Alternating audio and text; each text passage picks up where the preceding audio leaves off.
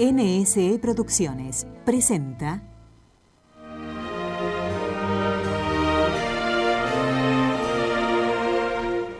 Vamos de camino. Te ofrecemos variadas entrevistas sobre temas de espiritualidad y filosofía aplicada a tu vida práctica. Como discípulos de Jesús, vamos de camino.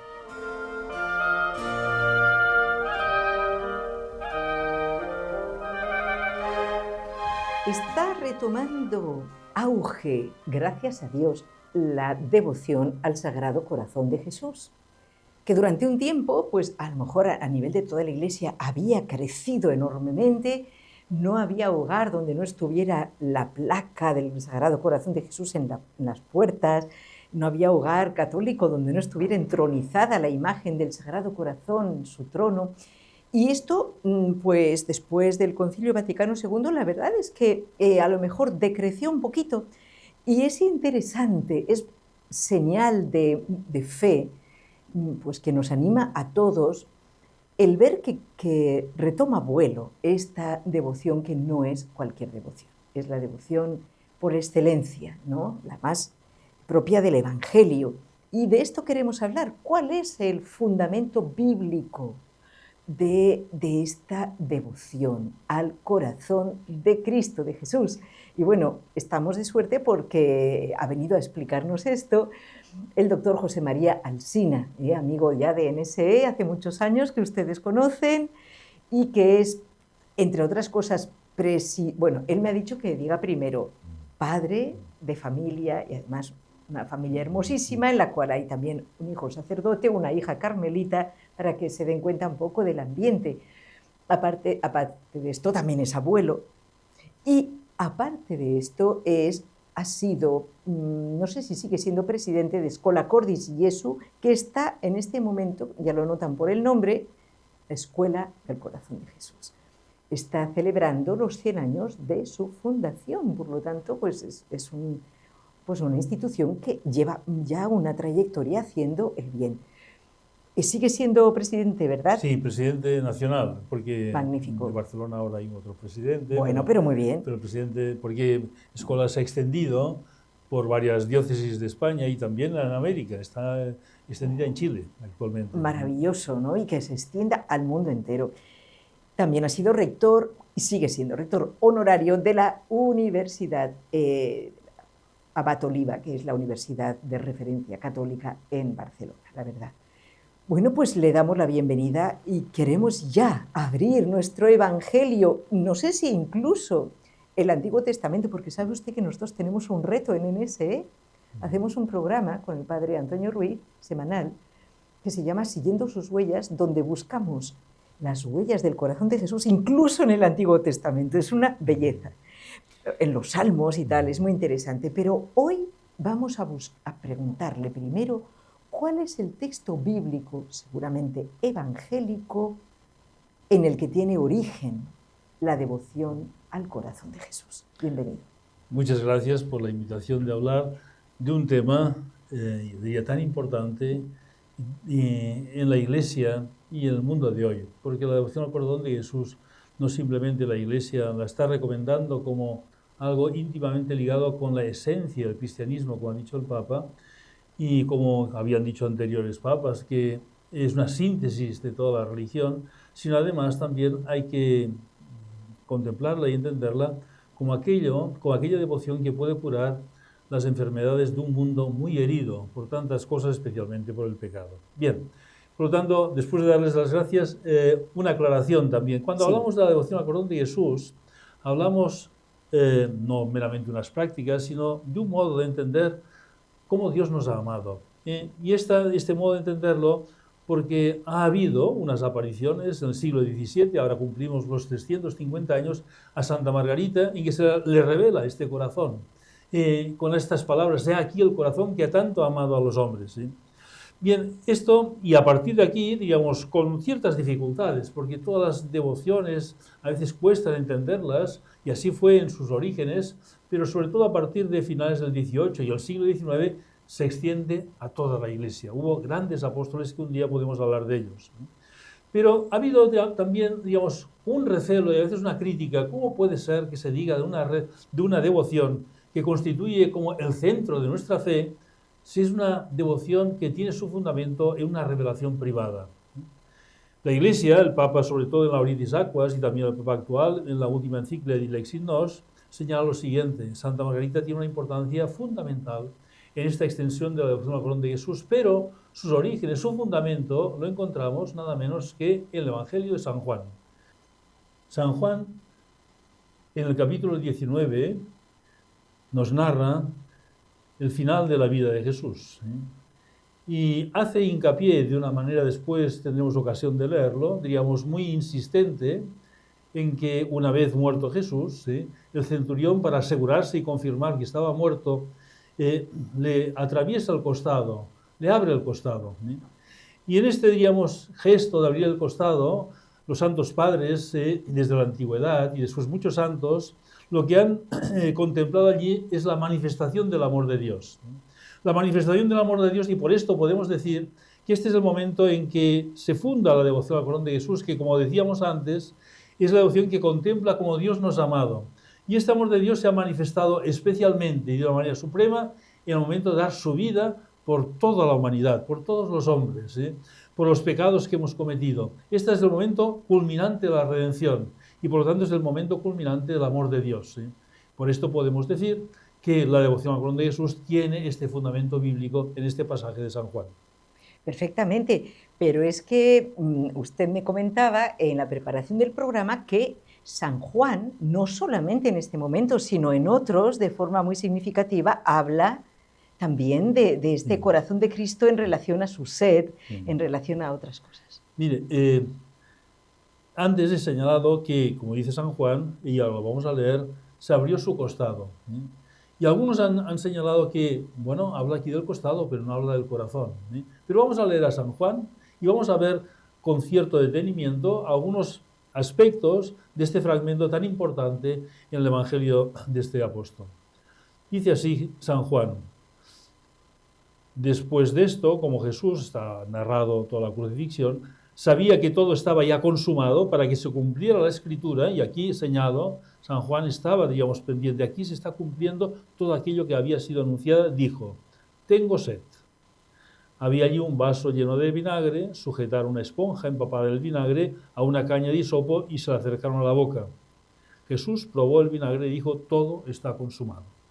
Todo aquello, digamos, que había venido a hacer el mundo ya se había realizado. Recordemos, digamos, estas palabras de Jesús: tengo sed, que, como decía la hermana, estas palabras de Jesús no es la primera vez que las pronuncia. Las pronunció delante de la samaritana: dame de beber. Y también, digamos, en la fiesta de los tabernáculos hablaba, digamos, de la sed, cómo podía ser saciada, digamos, por la sed que emanaría, digamos, de su costado. Ya se refería a ello indirectamente. Bien, sigo con la lectura. E inclinando la cabeza, entregó el Espíritu.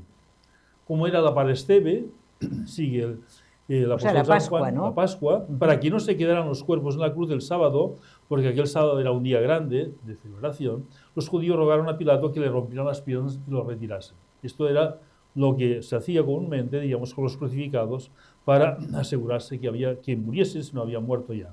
Vinieron los soldados, rompieron las piernas al primero y al otro que había sido crucificado con él, pero cuando llegaron a Jesús, al verle ya muerto, no le quebraron las piernas, sino que uno de los soldados le abrió el costado con la lanza. Aquí son las palabras, digamos, fundamentales que vamos a comentar. Uno de los soldados le abrió el costado con la lanza. Y añade, y eso es muy importante, San Juan, y al instante brotó sangre y agua. Esta referencia que algunos han considerado: qué milagro, un cuerpo ya muerto, digamos, y salía de él aún sangre y agua. Pero hoy día esto se ha estudiado, y un cuerpo de un crucificado, de alguien que ha padecido terriblemente, digamos, en los últimos momentos de su vida, alrededor de su corazón queda agua, y en su corazón hay sangre. Y por lo tanto, cuando dice San Juan que le salió sangre y agua, está haciendo referencia que aquella lanzada de su costado llegó al corazón, de su costado izquierdo llegó realmente a su corazón, y por esto salió sangre y agua. Después hablaremos del significado simbólico que tiene esta sangre y agua. Y sigue San Juan, digamos, con estas palabras importantes. Dice, y al instante brotó sangre y agua. El que lo vio da testimonio, y su testimonio es verdadero, y él sabe que dice la verdad para que también vosotros creáis. Llama la atención que 3 veces San Juan insiste en que esto así fue. No es una imaginación de San Juan, no es un comentario piadoso, sino una realidad. Que vemos como dice, da testimonio, y el testimonio es verdadero, y él sabe que dice la verdad. Esta insistencia realmente es muy llamativa, ¿sí? Todo ello, ¿para qué? Para señalar la importancia de este momento en que del corazón de Jesús, ¿sí?, salió sangre y agua. ¿Sí? Y señala y continúa diciendo San Juan, esto ocurrió para que se cumpliera la Escritura, esta referencia a que la Escritura ya de algún modo había hablado de esto. No le quebrará ni un hueso, y entonces 2 frases de la Escritura y también otro pasaje de la Escritura que podemos comentar más adelante o en otro momento, mirarán al que traspasaron. Yo quisiera hacer referencia en primer lugar al tema de la sed, en 2 textos conocidos, pero que hay que verlos a la luz de este último texto, y nos ponemos de alguna manera, diríamos, en la situación de San Juan. San Juan es el que escribió todo el Evangelio, y estos textos que vamos a narrar, que vamos a leer, no están en los otros evangelistas, simplemente están en San Juan. O sea, San Juan es el que habla repetidamente de esta sed. No habla del milagro de Caná, por ejemplo, cuando el agua es convertida en vino. Digamos, no habla de la samaritana, los otros evangelistas no hablan de esto, de cuando la samaritana le pide a Jesús de beber, y no habla de lo que dijo Jesús en la fiesta de los tabernáculos. Voy a empezar por este último texto.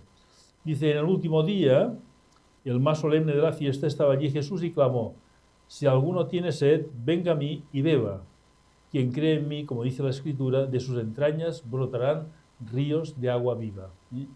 Que de sus entrañas brotarán ríos de agua viva es esta agua que mana del corazón de Jesús, de sus entrañas mana esta agua. Aquí Jesús está haciendo referencia, ¿sí?, cómo nos alimentamos realmente de la sangre y del agua, porque la sangre y el agua, como ha dicho tantas veces los escrituristas, simbolizan los 2 sacramentos principales de la Iglesia, el bautismo y la Eucaristía. Es decir, la gracia de Dios que penetra en nuestras vidas.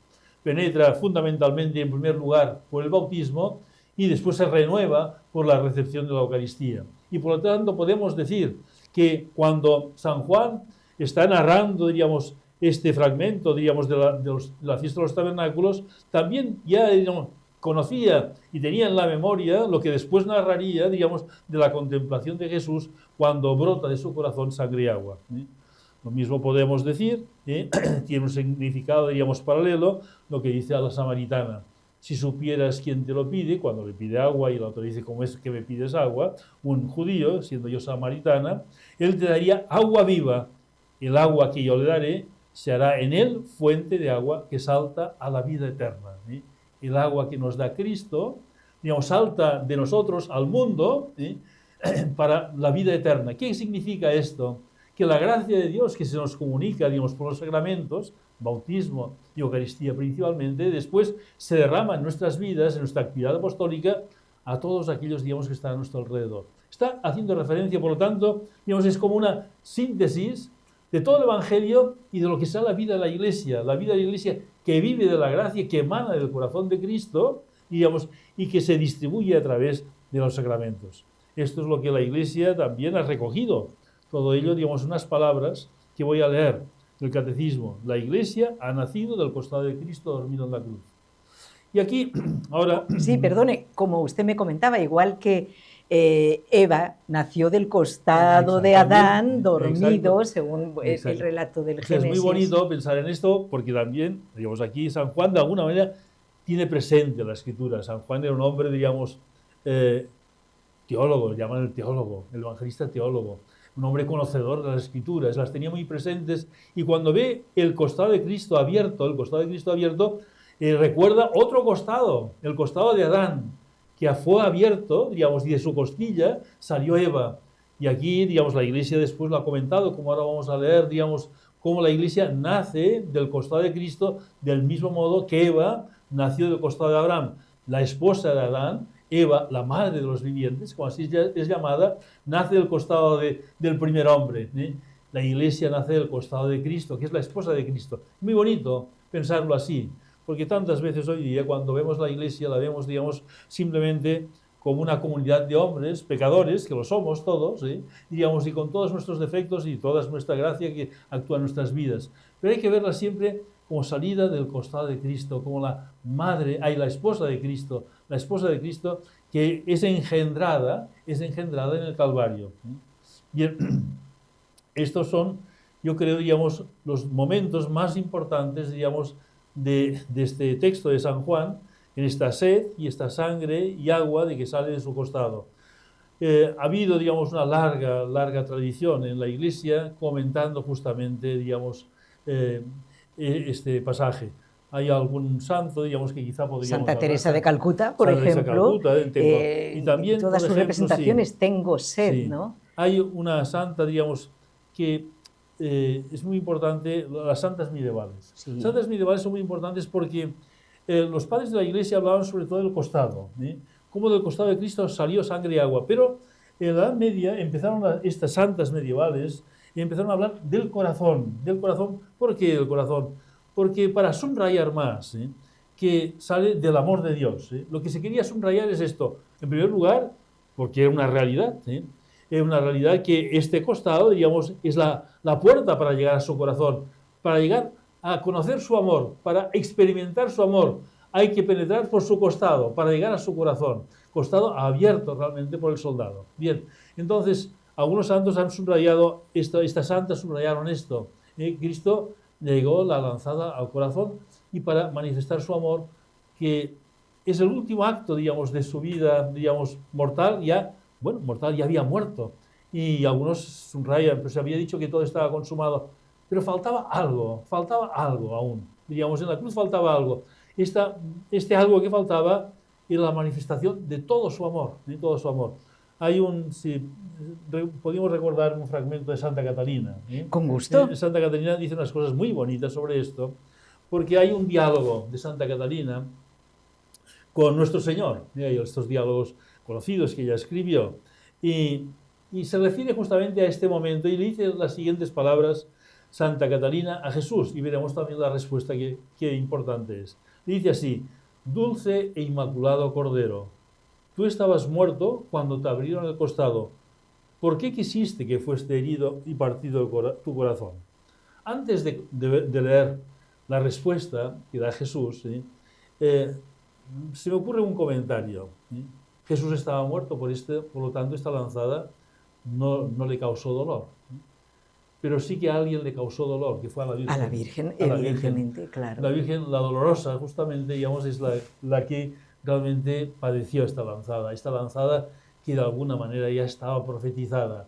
Una espada atravesará tu corazón. Es esta espada la que atraviesa su corazón. Cuando ve a su hijo, y esto es fácil de entenderlo, porque una madre, aunque vea que su hijo ya ha muerto, ver que el cuerpo de su hijo tan querido, que lo tuvo en sus entrañas, ahora incluso ya muerto, digamos, es herido por una lanzada, le debió llegar muy a su corazón, muy a su corazón. Por esto, en la Iglesia, digamos, tantas veces se ha repetido que el modo de entender lo que es el amor del corazón de Cristo es contemplar el corazón de María. Este corazón de María, que tantas veces en la Biblia, en el Evangelio aparece, digamos, que guardaba las cosas en su corazón, pero este corazón que guardaba las cosas finalmente fue herido por esta lanzada. Y por esto, digamos, se puede hablar, digamos, y con fundamento, y la Iglesia a veces así lo ha expresado en muchas homilías, la corredención, porque Cristo es atravesado por una lanza, pero la Virgen le llega al corazón directamente, diríamos, porque le hiere profundamente. Es el dolor grande que tuvo en la cruz. Y es el dolor que ella ofrenda, o sea, que lejos de rebelarse contra ese dolor, lo asume y lo ofrece totalmente unida a Cristo por nosotros. Sabe que es un corazón herido por amor, y ella quiere participar también. Ya participa de este amor por todos aquellos por los cuales Jesús ha muerto. Pero dígame, doctora Alsina, nosotros, cristianos bautizados, que somos por el bautismo profetas, sacerdotes y reyes, ¿será que también cuando las persecuciones a la Iglesia, los errores reinantes y demás, los pecados nos traspasan el corazón, de alguna manera también estamos llamados Sí. a ser pequeños Sí, sí. corredentores, a ofrecer también ese El otro día dolor. yo leía un autor que decía, ante el corazón traspasado y ante esta imagen de ver el dolor de Jesús en la cruz, nuestro corazón tiene que quedar traspasado. Nuestro corazón tiene que quedar traspasado de amor a Dios. Claro. Digamos, es como una llamada al amor de Dios, una llamada al amor de Dios. Ha habido muchos comentarios, hay un comentario, por ejemplo, también recuerdo muy bonito, dice, porque la redención es fruto del pecado, fruto Claro, causado sin por el pecado no tendría causada por el sentido. pecado. Y por lo tanto, este pecado hiere el corazón de Dios. Y esta herida al corazón de Dios está expresada en el Génesis, cuando después del pecado de Adán y Eva, Jesús busca y pregunta, ¿Dónde ¿dónde estás, estás? Adán? ¿Dónde estás? Dice, la respuesta ¿dónde estás? Está en el Calvario. Su hijo le ofrece su amor a este Dios herido, el hijo le ofrece su amor dando su vida. por Le el pecado, responde, aquí estoy, sí, o sea, aquí como estoy, diciendo, exacto, sí. hay una respuesta, Sí, Padre, a sí, tu sí, pregunta, sí, ¿no? exacto. El hombre no se ha perdido, lo he vuelto a Sí, encontrar, sí. aquí estoy. Sí, Qué y está, bonito. digamos, el pecado del hombre está redimido. Qué Está hermosura. redimido. Muy bonito esto, muy bonito, tanto. digamos, esta relación que han puesto del Antiguo Testamento, sobre todo porque San Juan, como dice, se cumplió las Escrituras. Y algunos autores han dicho, señalando que las Escrituras estaban hablando de esto. De alguna manera podemos ir rastreando, digamos, en las Escrituras, cómo de alguna manera está preparándose, digamos, y que entendamos toda la fuerza de este momento. Bien, no he leído de Santa Catalina la respuesta. La Es tenemos verdad, que la leer. tenemos pendiente antes de acabar, claro que sí. Y entonces Jesús le responde a Santa Catalina. Si lo recuerdas bien, él respondió que había muchas razones para ello. Te diré la principal, porque mi amor al género humano era infinito. Y el acto de sufrir penas y tormentos era finito. Y por lo finito no podía manifestar todo el amor con que amaba, que era infinito. Por eso quise que vieses el secreto de mi corazón, mostrándolo abierto para que vieses que yo amaba más de lo que podía demostrar mis sufrimientos finitos. Muy bonito. O sea, el sufrimiento de nuestro Señor, como todo sufrimiento humano, es finito, el amor de Dios es infinito. ¿Y el amor de Dios dónde está? En su corazón. En su corazón, por lo tanto, digamos, es esta invitación a entrar en este amor que no tiene límites. Por eso es tan importante, y podemos decir lo que decíamos al principio, que en esta escena que nos describe San Juan, está la devoción al corazón de Jesús, porque es realmente cuál es el amor de Dios, el amor de Dios manifestado en la cruz, pero es un amor que no simplemente es manifestado por el dolor, sino un amor que traspasa este dolor, y este amor que surge del corazón del hombre, de lo más interior. Hay en otro momento, Santa Catalina, en este diálogo, continúa, digamos, hablando de este tema, y ya, es breve el texto. Dice, esto es lo que os mostré con la abertura de mi costado, donde halláis los secretos del corazón, al mostraros que os amo más de lo que puede manifestar con los sufrimientos finitos. Te lo mostré infinito. ¿Cómo? Por el bautismo de la sangre unida al bautismo común a los cristianos que lo quieran recibir. Y aquí está haciendo referencia ¿Al martirio? a la sangre y al agua. A la sangre y al agua que surgen de su costado. Yeah. El agua unida con la sangre y el fuego, en que el alma se empapa mi sangre, y para certificarlo quise que al costado saliese agua y sangre. O sea que el se agua han y la dado sangre, cuenta, digamos, que vierte sobre nosotros. se han dado cuenta, amigos, que en la pasión nada es casual, evidentemente, y que es Jesús el que lo quiso. Él es Dios, Él es el que dirigía la pasión. Incluso después de morir, todo lo que ocurre es su vida, la que Él entrega, nadie se la quita. Entonces, todo lo que ocurre es voluntad de Él. Es impresionante. Y del después Padre. hay una cosa muy importante, porque si contemplamos la cruz y nos quedáramos realmente en este dolor tan grande que Jesús sufrió, quedamos alicortos, evidentemente. Ay, porque necesitamos podría la parecer resurrección. algo, sí, pero Algo nostálgico y que se contemplando acaba. la cruz contemplamos su amor. Lo importante es no quedarnos en el dolor, Entendido. sino contemplar el amor, Claro, el amor claro. del cual surge realmente, digamos, la entrega de la vida. vida. Esto es lo mismo que ocurre con un mártir. Bueno, Jesús es el primer mártir de nuestra historia.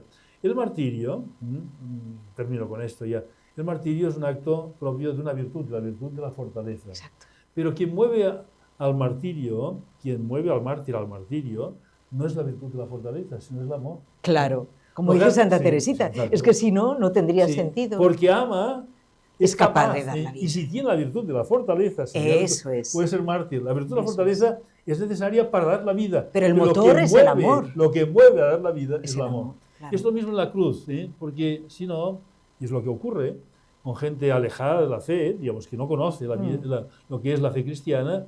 ¿Cómo podéis venerar a alguien que ha muerto en la cruz? No entienden, no ven el amor. Es que los cristianos son unos masoquistas, digamos, no ven el amor. Que son unos doloristas, que el dolor constituye la aspiración de... No es esto. Lo que estábamos, digamos, contemplando es el amor de un Dios que ha querido mostrarnos su amor infinito. Doctor Alsina, le queremos dar las gracias. Esto no se acaba aquí, pero me parece que es una introducción, pero preciosa, a este fundamento bíblico. Bueno, como fundamento bíblico sí que ha quedado bastante redondeado. Nos ha quedado hablar del profeta Zacarías, del Antiguo Testamento. Lo haremos, si Dios lo permite, en una próxima ocasión. Muchas gracias a todos. A ustedes, gracias.